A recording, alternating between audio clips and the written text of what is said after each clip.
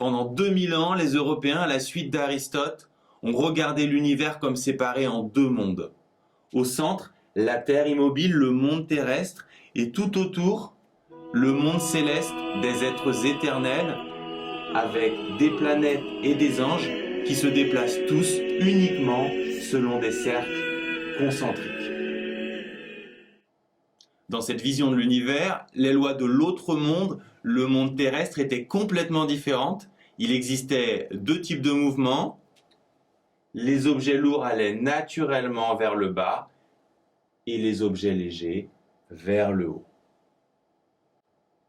Jusqu'au XVIIe siècle, les hommes croyaient plus fermement aux principes d'Aristote qu'à leurs propres yeux.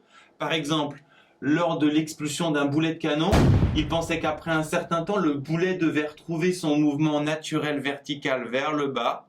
Et comme ils sentaient que ce n'était pas complètement réaliste, ils rajoutaient une petite zone mixte, plus ou moins grande, mais à la fin, le mouvement devait toujours être vertical vers le bas.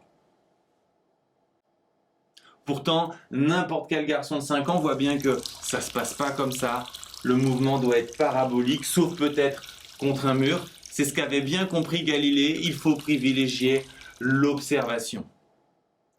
Quand l'observation est en contradiction avec les principes, ce sont les principes qu'il faut remettre en cause. Et quand on commence à observer, se pose une question cruciale, le lieu d'observation, c'est-à-dire le référentiel. Vous êtes dans un stade, vous vous intéressez à la trajectoire d'un javelot. Naturellement, vous vous placez sur le stade, dans un point situé sur la Terre. Et vous, le javelot, le stade, tout le monde bouge avec le mouvement de la Terre. On dit qu'on est dans un référentiel terrestre. On précise supposé galiléen, qui signifie que tout va bien. On verra plus tard ce que ça veut dire exactement. On comprend l'intérêt des référentiels avec des mouvements plus exotiques, par exemple celui d'un satellite autour de la Terre.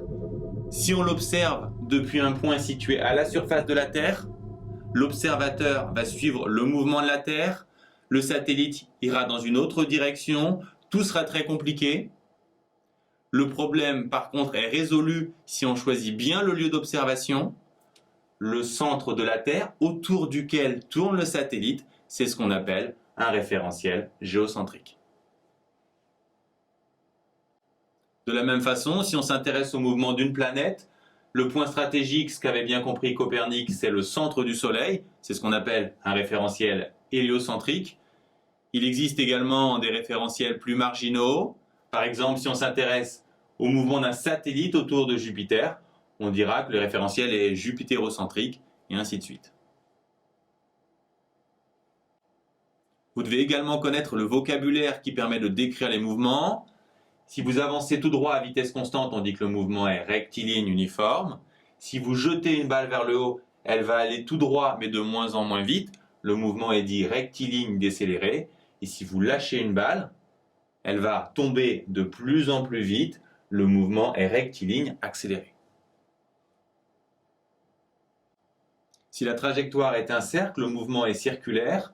La plupart du temps, la vitesse sera constante, donc le mouvement sera aussi uniforme. C'est intéressant de savoir que la vitesse est toujours tangentielle au cercle, ce qui signifie perpendiculaire au rayon.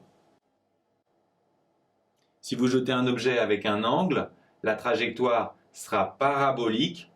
Il est intéressant de savoir qu'au sommet de la trajectoire, la vitesse est horizontale.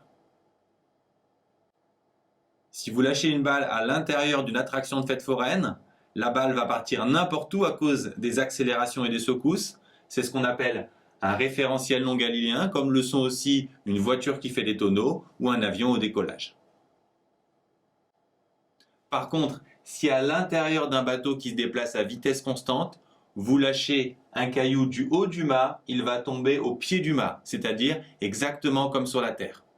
En fait, si vous êtes à l'intérieur d'un véhicule qui se déplace à vitesse constante, tout se passe comme si vous étiez sur la Terre, sur le sol.